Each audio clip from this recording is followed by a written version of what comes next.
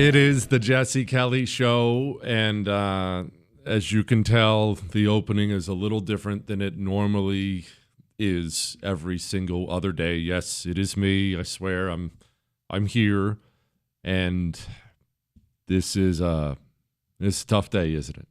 I'm sure you know what we're about to discuss. We're about to discuss the violence, the assassination of Charlie Kirk earlier today. 31 years old, leaves behind a wife, 2 kids.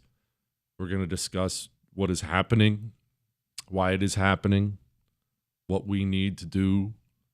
I know how angry you are right now. And by the way, I'm not going to spend all 3 hours on this. It's too much. You don't need it. I don't need it. We're even going to do our crappiest country in the world tournament next hour. We're going to take a minute. We're going to laugh. We're going to talk about other things, of course, but I mean, I have all your emails.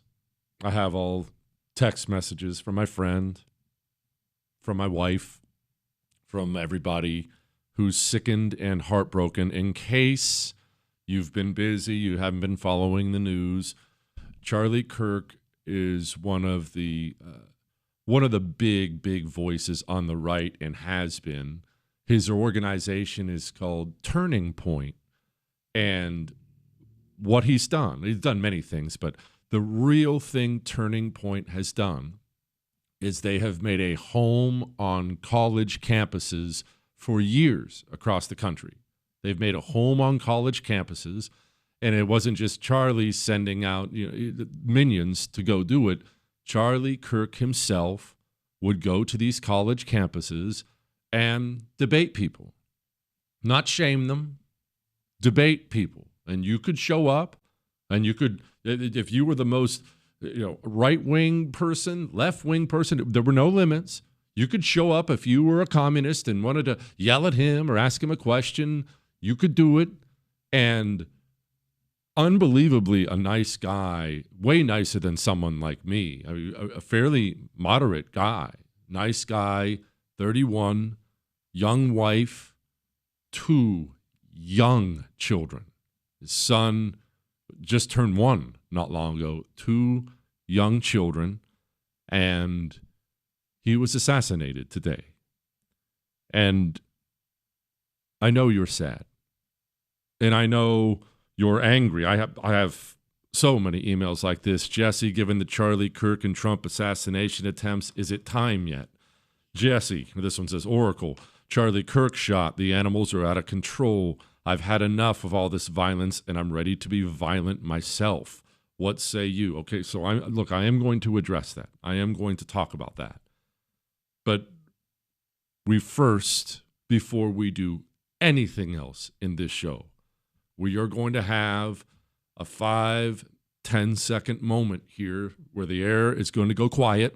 It's going to be quiet, and I want you to pray. Pray. Pray for that young family. Pray for this country as we probably head down a very, very, very dark road. And once we're done with this, we are going to discuss what brought us here. We'll discuss some of the reaction. We're going to have a long talk, okay? But for now, if you're driving, please don't bow your head and close your eyes. Everyone else, let's pray. I'll give you 5-10 seconds yourself, and then I'm going to pray with you on the air, okay? Now, pray.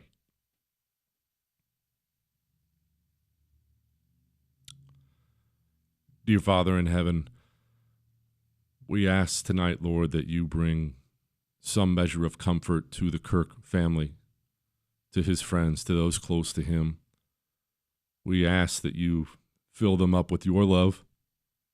And we ask, Lord, as we move forward as a country, that you bless us and guide us and give us wisdom as we try to navigate a very, very ugly world. In Jesus' name, amen. Now, let's talk. Human beings, we are conditionable. We can be conditioned and are conditioned for so many things, for good, for bad, for peace, for violence, for human beings are conditionable. You know who Tim Tebow is? Most people know who Tim Tebow is. He was a college football star, played some in the NFL, but what he's really known for is being a world-class human being, caring for special needs people, talking about abortion, human trafficking. He's just widely known to be a wonderful human being who spends, it appears, every waking minute giving back to other people. You know how Tim Tebow was raised? Traveling with his father, giving medical care to poor, sick people all around the world. Tim Tebow was conditioned from an early age to be someone who cares for others, who gives back, conditioned. In military circles, there's conditioning the other way, conditioning for violence. I'll tell you, in the Marine Corps, they encourage it. They want violence and aggression. And even if you are not naturally that way, they will work on it to ensure you are that way. Conditioning. Human beings can be conditioned by the things they hear, the things they do, the things they watch. Conditioned. It is a real thing, a completely real thing. Now, here's where we are. This is where we are. I told you this. This was me back in March. Remember when I told you this? I just laid everything out for you. The burning of the Teslas, the attempted assassinations of Brett Kavanaugh, Donald Trump multiple times, the shooting of Steve Scalise. Today, they caught some nut job firing a gun in front of the CIA. Combining those incidents with the fact that Democrat politicians and Democrats on the news will not discourage these actions. If anything, they encourage these actions. So I believe we are going to see a Republican assassinated. There it is. And I don't mean 10 years from now. And I pray to God I am wrong. But I think what we have right now, when you take into account the violence we've already seen, the encouragement they're getting from their politicians and media people, when you take into account their desperation's quite a thing, I believe we are going to see a Republican assassinated. And in the wake of these JFK files, I'll be honest with you, I woke up today thinking about it. That's why I wanted to talk to you about it. The assassination of JFK shook people to their core. That doesn't happen here. America? What? No. How? That can't. And I believe that day is coming again. All the ingredients are there. Missed assassination after missed assassination after missed assassination, over and over and over and over again. Combining that with the rabid, demonic anti-humanism of Democrats anyway, combine that with the fact Democrat after Democrat after Democrat will refuse once again to try to talk their people down off the ledge. Have you heard a single Democrat condemn what's happening? One. I'll settle for one. No, you haven't. Because violence is not what the communist does. Violence is who he is. It is woven into him. And Democrat elites, like the politicians and members of the media, they understand that the street animals, who of course will be doing the killing, they understand that there's a benefit in having your street animals physically intimidate your opponents, and that's why they never talk down to them. That's why they never talk them off the ledge. That's why there's never outright condemnation. That's why Joe Biden himself was asked at a presidential debate about Antifa, the violent terrorist group that has murdered people across this country. Joe Biden, the best he could mutter was, Antifa's just an idea. That was the man who was the president. If you are a Republican elected representative, even member of the media, keep your head on a swivel out there. because I believe someone's going to be assassinated. There you go. Hope I'm wrong. All right, it's back to me being live. I wasn't wrong, and I hate it. And we're going to talk about what got us here and where we're going next.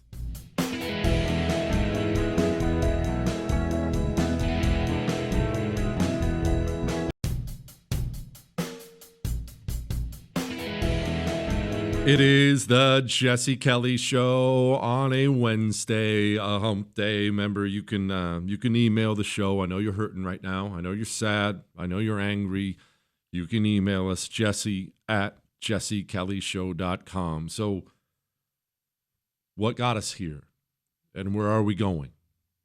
Well, actually, I'm going to read something from Charlie Kirk himself. Someone did a poll of it, but this is Charlie Kirk's own words. This is from back in April. Quote, assassination culture is spreading on the left. 48% of liberals say it would be at least somewhat justified to murder Elon Musk.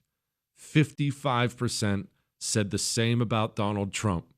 In California, activists are naming ballot measures after Luigi Mangione. He's that scumbag who killed that CEO, assassinated him in New York. I won't read the rest of it, but let's focus on those numbers. That's not a small number. 48%. If someone killed Elon Musk, it'd be justified. 55% said that about Donald Trump. That's the majority of Democrats in the country. How? Why?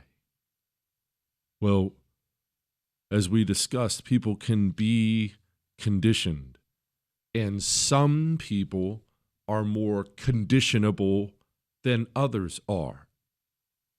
Democrats, by their very nature, are herd animals. They want to belong to a group, part of a group, and they move as one, and they are simply more programmable than other people who are more individualistic, want to be free. When you have somebody who just wants to be part of the collective, just wants to be part of the group, well, you can make that person do things they may not even want to do because they'll do it in order to stay part of the group. Please don't kick me out of the herd. I'll say whatever you want. I'll do whatever you want. And so language like this doesn't move you, would never move you. But we must understand there are millions and millions of Democrats in this country who consume this all day, every day on CNN, MSNBC, everything else, and it makes them violent. I just don't even know why there aren't uprisings all over the country, and maybe there will be. People need to start taking to the streets. This is a dictator. You know, there needs to be unrest in the streets for as long as there's unrest in our lives. Enemies of the state. Show me where it says that protests are supposed to be polite and peaceful. Do something about your dad's immigration practices, you feckless. When they go low, we kick them. How do you resist the temptation to run up and wring her neck? The biggest terror threat in this country is white men, most of them radicalized to the right. I thought he should have punched him in the face. I said, even if you lost, he insulted your wife. Okay, you got it. You got it. You've heard this before. This language creates a mentality in Democrats, even the ones who don't commit acts of violence. They have a mentality that violence is understandable and it is necessary. After all, we're fighting against Nazis, right? Look, Governor of Illinois, J.B. Pritzker, here he was. How do you prove to somebody that you're a U.S. citizen? Your accent? The color of your skin? That's not the country we live in. You know, you shouldn't have to walk around with papers the way that they did in the early days of Nazi Germany. What would your conscience allow you to do to Adolf Hitler?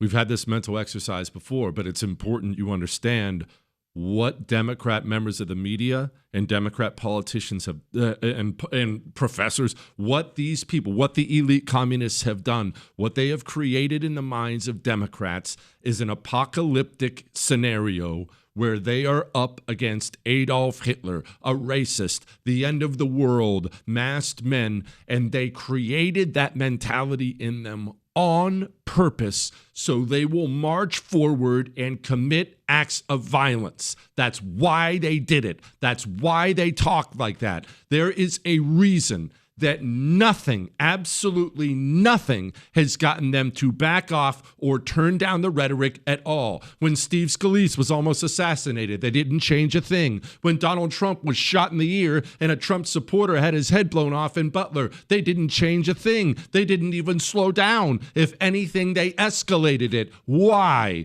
Because over years and years and years and years, they have conditioned their demonic street animals to believe they are up against Nazi Germany, they're up against Hitler, and what can't you do to Hitler? If I had you in a room and you're locked in there with Adolf Hitler and he's got handcuffs on and you've got a gun, scissors, a hammer, what would your conscience allow you to do? Well, whatever you want. It's Hitler. It's acceptable. Go kill Hitler. And you can lie to yourself that if I'm a little nicer, if I'm a little more moderate, if I treat you with respect, then you won't think that about me and you won't hurt me. But that's not how the communist thinks at all. There's not 1 inch of daylight between somebody far to the right like me and a complete moderate in the mind of the communist. Charlie Kirk was as kind a human being who openly engaged without name calling these communists all the time, and they freaking murdered him for it. Millions of them have been conditioned that violence is acceptable because of what they're up against, and now they are acting on it. And they're not done. I'll continue in a moment.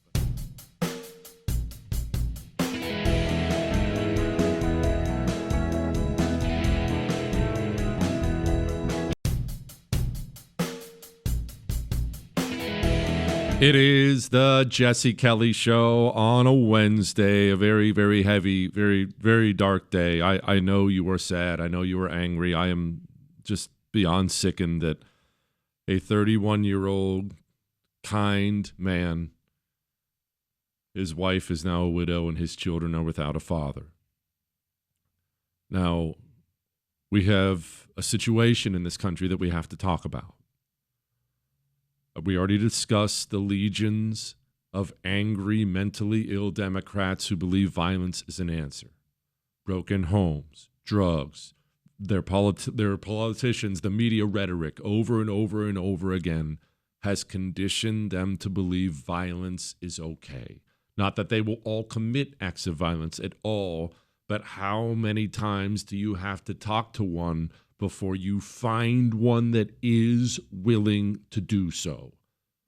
And this situation is not about to change. I'm going to play something for you right now. His name's Matthew Dowd. He's on MSNBC. This is after Charlie Kirk had been shot, and the word was he was in critical condition in the hospital. I want you to listen to this.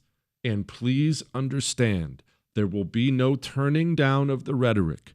They are not sorry. They are not backing off. This is how they think. He's been one of the most divisive, especially divisive younger figures in this, who is constantly sort of pushing this sort of hate speech or sort of aimed at certain groups. And I always go back to hateful thoughts lead to hateful words, which then lead to hateful actions. They believe it was justified, of course. That's how they think. That's how they talk. What this means for us as a country, first and foremost, is that we have to be vigilant. We are at a time where this will get worse. The rhetoric will get turned up. They are more desperate than they have ever been. It's not only that they don't have the White House. It's not just about that. That does play a part in it. The communists who have brought us to this place. Remember the peak insanity? I'd call it 3 or 4 years ago, where we reached complete peak insanity in this country. Cultural insanity like you can't even imagine. Understand that the communist thought he had finally climbed the mountaintop. He thought he had finally destroyed this country, destroyed the family, destroyed the church, destroyed the right, and now it was all his. And he wakes up and almost overnight, he feels like it's been taken away from him. He looks around at every single front and he feels like he has lost the title, lost the mountaintop, and he feels like his revolution is in dire, dire straits. The Nazis he's fighting, they are conquering and they are winning. And he is and will continue to respond violently. That means you and I have got to travel with eyes open. You have got to travel with a weapon if you are allowed to do so. Make sure you are armed. What it does not mean is this, and I want to make sure I drive this point home. I appreciate your concern. I keep getting emails all afternoon. Emails keep flooding in. Jesse, stay home. Jesse, watch out. Jesse, don't go out in public. Jesse, don't do speaking events. Jesse, do this. Do not let the communists intimidate you from living your life.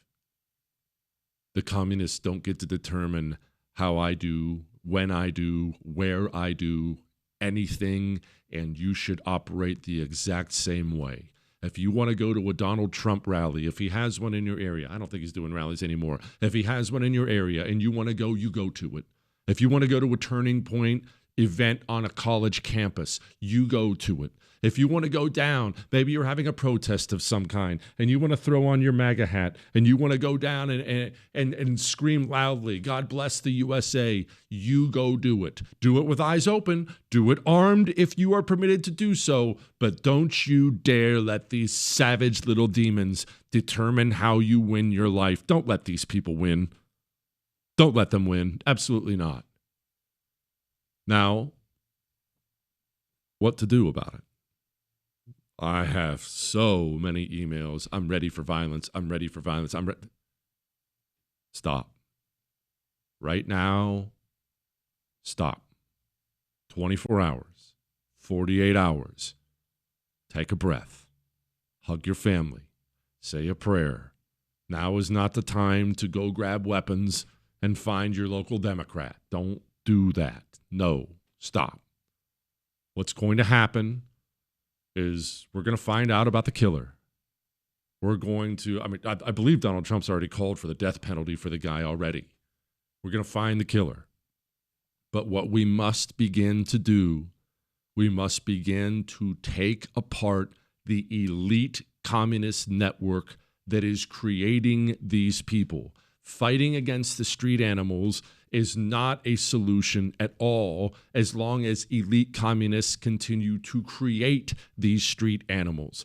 These street animals are created in the university system. They are created by MSNBC, by CNN, by Democrat politicians. They are the ones who create these street animals, and they are now an army of violent, mentally ill monsters marching through our society. That is what we must address. We must address the funders of all of this. Yes, there is a billionaire network of these savage communists who are trying to destroy our country. They should be taken down by the justice system like the organized crime organization they actually are. We have to begin to do it this way for fear of what else might be coming. And we might be at a place right now that's a turning point for the worse. Don't cheer for it, please. If we are at a place where political violence is now simply going to be the norm, and it's all from the left. So far, realize this, It's all been from the left. Every bit of it. The communists have been committing acts of political violence for years. If we get to a place where the right begins, man alive, it's going to be horrible beyond belief. Find them, arrest them, take apart their funding networks. That's the solution. You take ownership of your personal safety. Like I said, you don't have to change where you go, what to say. Live your life. Live your life. You're not going to leave this world 1 minute before God is ready to take you home. Charlie Kirk didn't. God was ready to have him home, and he is. He's in a much better place than we are now. Live your life with your eyes open and be ready because the militants are activated. All right? All right. We're going to move off. I think we're going to move off this. We just can't do this the whole show. It's just going to drag everybody down. We're done with this now, okay? Done with it. Maybe I'll bring it up again a couple times, but not right now. You know what? We'll do some emails. Let's do some emails after this. Let's get out of this filth.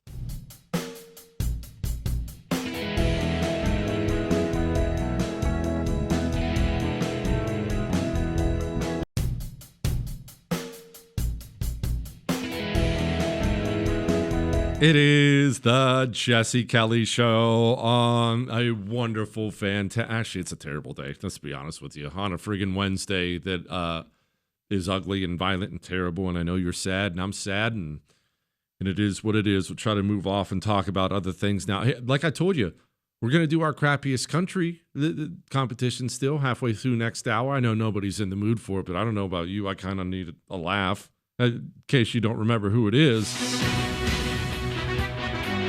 It's the 2025 crappiest country in the world competition.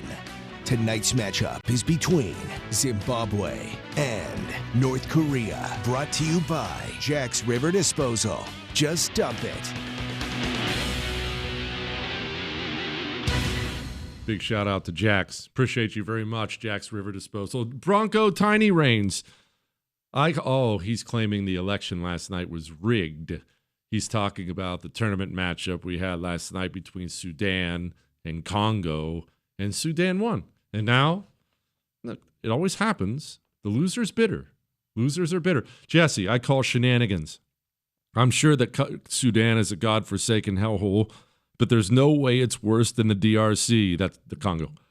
They are owned by China, run by warlords, and in the midst of civil war. Their only economic activity is children digging cobalt out of the ground with their hands and dying at 14 because of the heavy metals in their blood. They currently have an Ebola outbreak going on. If the machetes don't get you, the AIDS and malaria will. Thank you for your attention in this matter. I will not abide by anybody questioning the integrity of our election process. It was the safest and fairest election of all time. I would dare say, what, Chris? Of all time, the safest and fairest election. I know things are bad in Congo. I understand that. They're worse in Sudan. The people spoke. The people spoke. What do you want me to do about it? Our elections are free and fair. All mail-in ballots. I mean, you can always trust those. What do you think? Somebody bundled a bunch of illegal ones to steal the election? That can't ever happen. Hi, Jesse. If I understood you correctly, communists promote violent crime so people will be miserable, become malcontents, and join the revolution. Doesn't violent crime have the opposite effect? It causes Norm and Norma to vote against them. Well, no, you didn't necessarily understand me all the way correctly, kind of. They don't promote violent crime because they want people to become malcontents and join the revolution. They promote violent crime because it destabilizes society when people are afraid. A low-trust society where people are afraid is a society that can more easily be broken up and ripe for revolution. I've brought up this story to you before, but let me bring it up again. The Mongols. Everybody knows about the Mongols. Genghis Khan and the Mongols. All right. In case you don't know, probably the greatest army of all time, all horseback, just incredible army that went through, and they essentially just wiped out everybody they touched when Genghis Khan was leading them. Even the other most powerful empires on earth, they just could not withstand the Mongols. Okay, got that. We all got that. Yes, they were brilliant tactically, very disciplined, very tough, all those things. But the Mongols didn't just show up outside of your city with an army without making preparations. Do you know what they would do? How they would prepare? One of the ways? The Mongols had a spy service, an intelligence service that was second to none. They would make sure they had people in your city long before the army got there. Now, what were the people doing in the city? Well, yes, of course, there's scouting. Look at the walls, look at the gates. Look at what's the military force like? Of course. But you know what else they would do? They would create divisions inside the city, political divisions, all kinds of divisions, stoke fear, stoke crime. Why? Well, if you're a city of 100,000 people and 100,000 Mongols show up outside the gates of your city, but your 100,000 people are together, you're a cohesive unit, you're working together, you believe the same things, you have the same values, well, there's a very good chance you're going to put up one heck of a fight. 100,000 people unified. But what if you're at each other's throats when the Mongols show up? I want you to think about America today, as a matter of fact, with how divided we are, how evil the communists are. What if China, tomorrow, what if China landed 20 divisions on the shores of California and they began to slaughter Americans and march across the country towards Washington, D.C.? I want you to honestly think about this. Think about this. How would that be covered in the media? The politicians. Do you think you would immediately see everybody come together to fight against the Chinese menace? Or do you think the left would make it all about Donald Trump? How many communists in our country would openly side with the Chinese? How many? Because we are so divided internally, it makes us more ripe for conquest. Physical violence is something every human being fears, and it creates a situation inside of people's minds where they will oftentimes do anything, agree to anything to make it stop. I just don't want to be afraid anymore. Okay, well, let me take away your rights here. Let me take away that. Fine. I just don't want to be afraid anymore. Violent crime destabilizes wherever there's a lot of violent crime, and it makes that place ripe for revolution. Ripe for revolution. A family, a tight-knit family, mother, father, kids, they love each other. They talk all the time. They pray together. They're super, super close. But they adopt a child, a very, very troubled, violent child who hits the other kids, steals things. How cohesive is that family after a while? Are they as cohesive as they were? Are they as tight as they were? Of course they're not. That's why they love violent crime. All right, we'll move on. We'll talk about some other things, maybe crime itself here in a few.